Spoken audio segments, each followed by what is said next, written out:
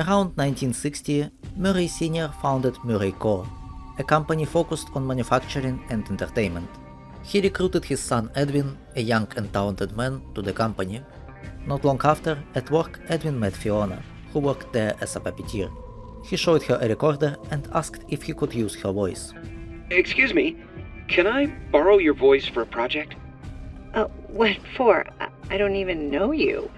I'm brand new here. Let's start again. I'm Fiona, and you are? Edwin Murray. Eventually the two got together and got married. Fiona became Edwin's inspiration and moral support. The future looked bright, until Edwin's father passed away. Not only did this hit Edwin hard, but he also inherited the company, and for that he wasn't prepared. He's gone. He's gone, and now everyone is asking me what to do, and I don't know anything. I can't run a company. I can't fill his shoes. He knew it. Everyone knew it. The company is going to collapse, and they're all going to hate me. Fiona played a huge role supporting Edwin through this hard time. She also became the co-owner of the company and the designer for some of the mascots. Together they turned Murray's Costume Manor into something great, where many other companies would commission projects. One of these companies would be Fazbear Entertainment. Somewhere in the early 70s, Fiona gave birth to David Murray. While Edwin tried sometimes to be a good father, as can be seen on tapes, on the same tapes it can be seen that Edwin was heavily obsessed with his work, to the point of missing David's birthdays. David's 2 years old. He won't remember a thing. That's not the point. We have guests. Besides, he's got plenty more birthdays. Next year will be even better. Edwin thought his life could not go wrong from here. He had a loving family and a promising business. He had all the time in the world. He could postpone celebrating with his family until another day. A mistake he realized too late, since this utopia didn't last long. Ed, I hope this message reaches you as soon as you get a break. I have to go help the Fall Fest crew, just for a few days until the installation is finished. Fiona went to Fall Fest to help its crew with installations. Fall Fest caught fire. Fiona never came back. Broken Edwin was left for himself to manage the business and to take care of David. Edwin created the Mimic, an endoskeleton that could wear any costume. For unknown reasons, Mimic started copying Fiona. And this gave Edwin an insane idea that Mimic could fully replace her. Meanwhile, his company slowly began to wither. The products his company made were getting refunded. His decisions were becoming more and more irrational, and his employees were losing their trust in him. None of this makes sense. Mr. Murray told us to trash all the equipment in the wood shop. Then Steven's son gets a purchase order for the exact same stuff we're throwing out and told to install it upstairs. The old stuff is perfectly functional. It's a waste of money. So Steven's son asks him about it and he gets fired. He has to be out by the end of the day. My advice is to keep your mouth shut. Don't even think about it, just clear out the tunnels. Some of them could even hear him talking to M1. Why are we turning down the work? The floats have been doing really well. Ed's modular system is groundbreaking, and now he wants to shut down the whole thing? He just sits there in his office, talking to that thing. I have no clue what to do. The downfall of his company accelerated with Fazbear changing their order, draining Edwin's money, and with William Afton secretly luring Edwin's employees to Fazbear. We are almost there. I need the rest of the Murray staff contact info. The sooner, the better. You get that for me, and I can sweeten the deal. How would you like to manage one of the new franchise locations? For a while, Edwin was living an illusion of happy life, pretending like M1 was indeed a great replacement for Fiona, but his irrational decisions were seeping far beyond his company. While it isn't known what has happened to David, it is heavily implied that Edwin's negligence played a role in it. This is the perfect spot for David's playground. I can watch him play while I'm loading and unloading freight, and he'll be under watch at all times out there. The loading dock is like 200 feet away, and there's a fence and everything. This tragedy pushes Edwin to the edge, and it's only accelerated by what's been happening to his company. M1 convinced Edwin to build M2 as a replacement for David. Edwin put all his efforts to this project, but something wasn't working. Every copy has failed. I don't even know why it worked the first time. But it did. It's just not ready. Edwin was also becoming paranoidal about Fazbear Entertainment, and not without a reason. His employees were slowly leaving him, taking everything they could to Fazbear. After one interview, they offered me the job. It happened so quick. No questions about my worker skills. They asked one question. When can you start? I'm going to make double what I make here.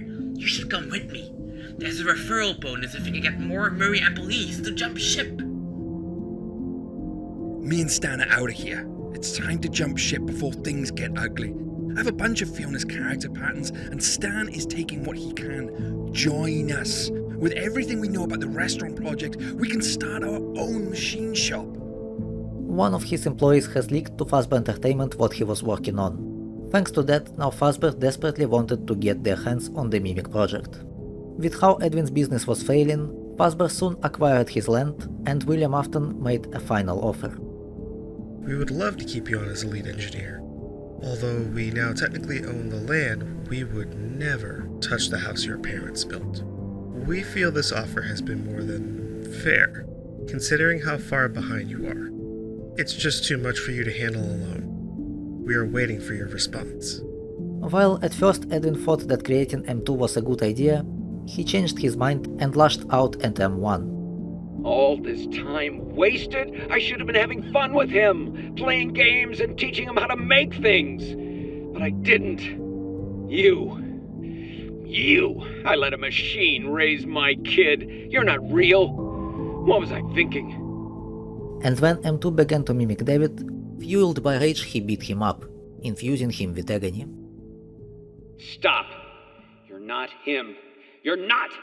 Stop sounding like him.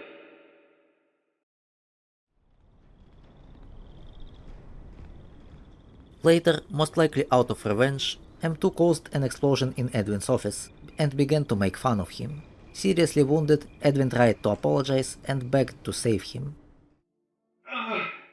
I'm sorry, M2. I lost my temper. I was always gonna fix you. Please, call for help. M2, respond. Edwin's fate after that is unknown, and this is where the video would have ended if not for the fact that there's another, different story of Edwin Murray, but now we need to rewind time back to the beginning.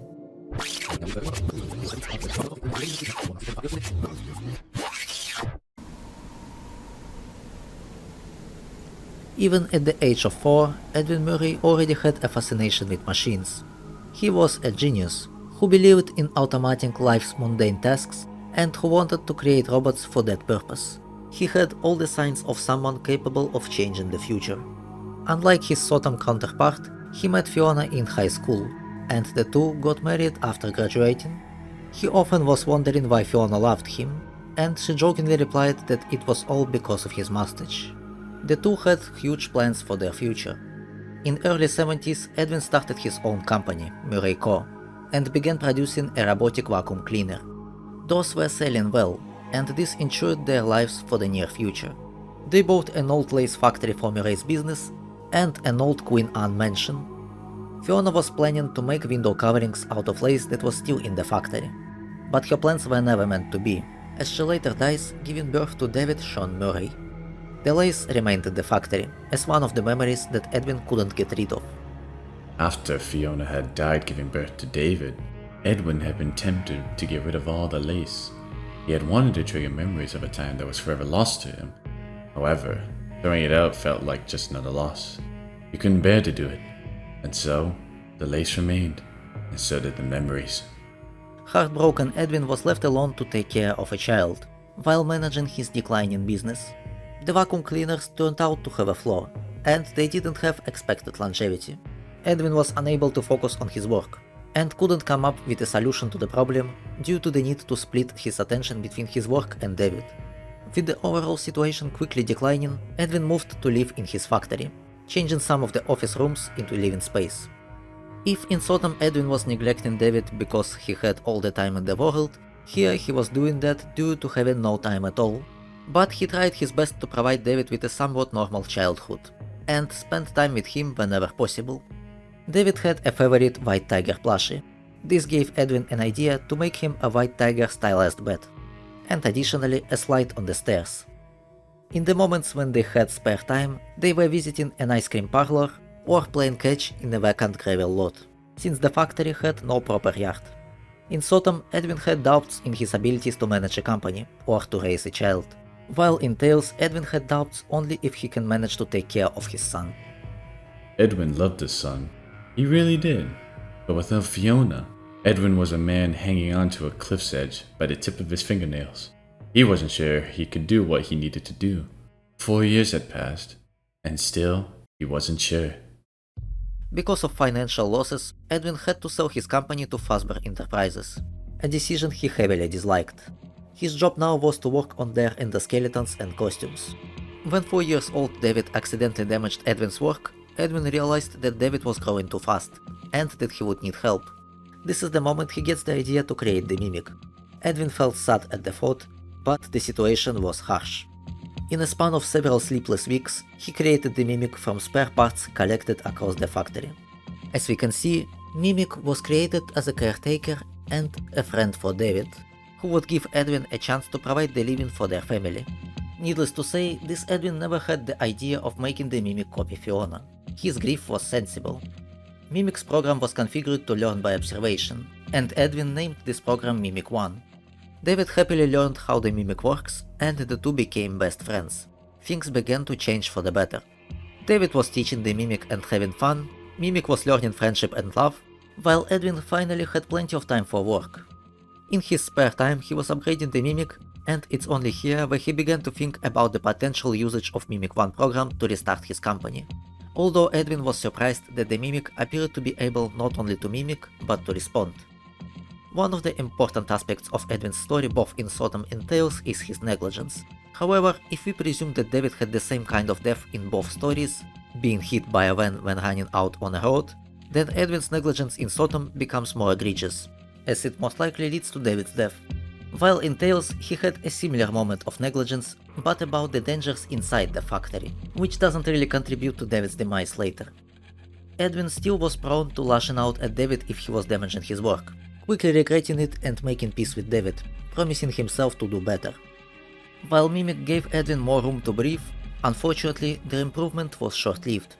The Mimic has made Edwin a little bit too relaxed, as he now believed that Mimic would entertain and distract David enough on his own. One day Edwin worked very late and fell asleep, having only a few hours before morning. David woke him up, saying he'd be waiting outside for him. Edwin, half asleep, didn't fully register what was said. So, assuming the Mimic would entertain David long enough, he went to the shower first, and only after that he realized that something was off. The factory, as cool and dank as it was, didn't get a lot of air movement. Edwin never felt drafts, but he did now. He felt a strong current of warm air. Edwin felt a chill skitter down his spine. Edwin's workshop looked as it should have. Mimic was sitting on Edwin's work table. Nothing was out of place. David? He tried again. This time, his son's name came out louder, with just the slightest edge of fear. As Edwin dashed through the factory's open doors, he shouted for David again. Under the shout, he could hear his mind repeating over and over, "Please, no. Please, no." He wasn't sure who or what his mind was talking to, but it didn't matter. The appeal wasn't heeded. Edwin rushed out into the brilliant morning sun just as David's ball bounced out into the nearest lane of traffic. Oblivious of the oncoming white van, David, a wide grin on his eager face, dashed out into the highway. His gaze was locked onto the bright red ball. This moment was one of the most crucial parts of the story. Tales was heavily focusing on how Edwin felt. The world crashed down on him, at first leading to shock and then to rage that he unleashed onto the Mimic, who was still copying David's gestures. In this story there was no M2. This Edwin never had the idea of making Mimic copy David, just like he never had the idea of making Mimic copy Fiona. Reaching out blindly, not knowing why he needed it, Edwin sought something to wield. He had a sudden, out-of-control imperative to hit something. No, to destroy something. He wanted to destroy himself, but he couldn't. So, he sublimated his wrath onto Mimic, with an intensity he hadn't known he had it in. Edwin's anger infused the Mimic with agony. After that breakdown, Edwin, totally exhausted and defeated, disappeared.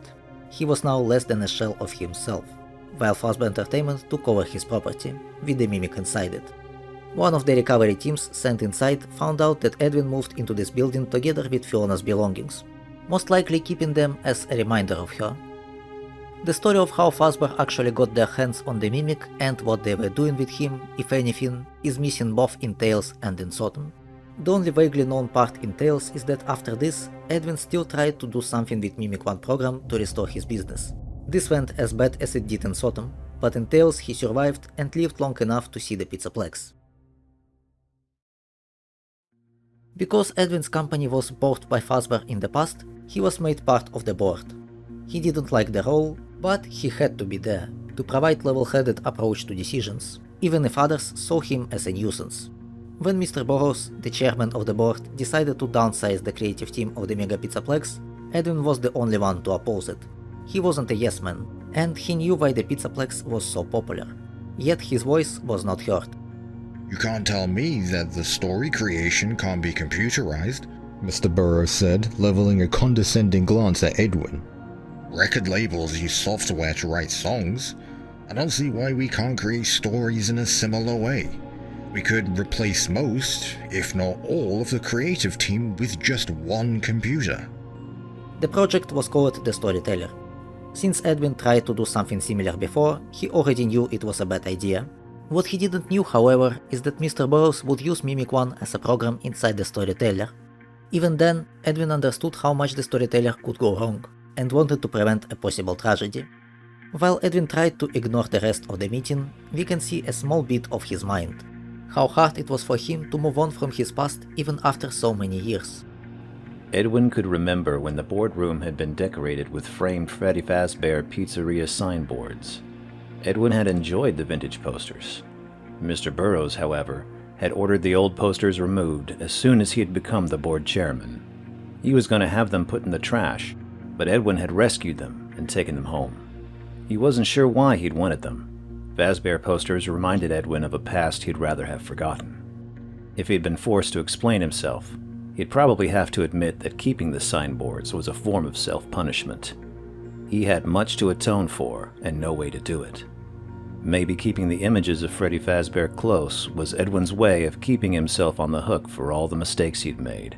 Mistakes that had snowballed into a disaster the day he'd agreed to sell his company to the behemoth that was Fazbear Entertainment. Edwin was made a consultant on the Storyteller project, but it was only on paper. In reality, he was kept in the dark about many aspects of the Storyteller, and that was making him nervous. So he began his own investigation on that matter, which Mr. Burrows of course didn't like.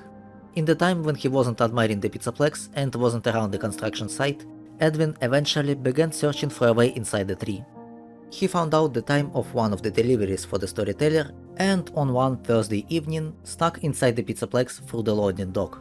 Hiding behind the fake plants in the lobby of the mini-golf venue, he observed the atrium, and what he saw from there sent him into panic, as he was overwhelmed with horrifying memories from his past. Whatever he tried to use Mimic 1 program for when restoring his company has clearly left him scarred for life. What he saw were the workers moving a giant white tiger head inside the tree. Edwin had seen enough and was now more certain than ever that he must intervene. Otherwise, disaster would occur. Unfortunately for him, he was captured on security camera and it was relayed to Mr. Burrows, who made a mental note to stop Edwin if necessary. Of course, Mr. Burrows dodged all of Edwin's questions about the programming of the Storyteller. The Storyteller went online, and Edwin noticed the first troubles almost immediately, seeing the changing behavior of animatronics as well as strange malfunctions across the Pizzaplex. Edwin poked around inside Fazbear's archives to get information how to get inside the tree, and when he got inside the tree, his worst fears were confirmed. The Storyteller's operating system was password protected, but Edwin didn't need to get into the system to learn what he'd come here to learn. What he had hoped he wouldn't find was right there on the start screen. The Storyteller was running a program called Mimic 1. His worst fears were confirmed. He'd known it. He'd tried to pretend he hadn't known it, but he'd known it. He'd known it from the very beginning. No wonder the Pizzaplex characters were changing. No wonder problems were cropping up all over. It was happening again, and Edwin had no idea what to do about it. Mr. Burroughs blamed Edwin for the malfunctions in the Pizzaplex, and found out that Edwin was sneaking inside the storyteller. So he made some changes to the door and turned the storyteller into a trap. The next time Edwin got inside, Mr. Burroughs locked the door behind Edwin with the push of a button, and left it that way. But he had doubts. He had concerns. As far as he understood it, Edwin never tried to get out. A week has passed, and Mr. Burroughs entered the tree. He thought that Edwin somehow outsmarted him and wanted to confront him, but he saw something else entirely. Mr. Burroughs gazed around the most unexpected sight. He supposed he'd find Murray hunched over the computer keyboard, trying to rewrite the storyteller program. Instead, he didn't see Murray at all, but clearly, he'd been here. The entire interior of the hollow tree trunk was plastered with large sheets of construction paper. Every sheet of paper was covered with odd stick drawings and strange symbols that were not familiar to Mr. Burroughs. Squiggles, squares, loops, triangles within triangles, and written all over the top of this on nearly every sheet of construction paper were 2 words: "I'm sorry." Mr. Burroughs circled the interior of the tree. He puzzled over what he was seeing, until his foot came up against an obstruction. Mr. Burroughs looked down. He gasped and covered his mouth with his hand. Half buried under a mound of blank construction paper, Murray was sitting, doubled over, a crayon clutched in his curled, motionless right hand. Unquestionably deceased, his eyes were wide open and cloudy. Murray appeared to have died in the middle of scribbling yet another odd stick figure. He'd already written "I'm sorry" on the paper. His left hand lay above the words, palm up, as if it was asking for forgiveness. The fundamental difference between Edwin's ending in SOTM and Edwin's ending in Tales is that Edwin in SOTM was asking the Mimic to forgive him and to save him, while in Tales all Edwin could do is ask for forgiveness. In the end, his sacrifice has led to the deconstruction of the storyteller, saving the Pizzaplex for a time.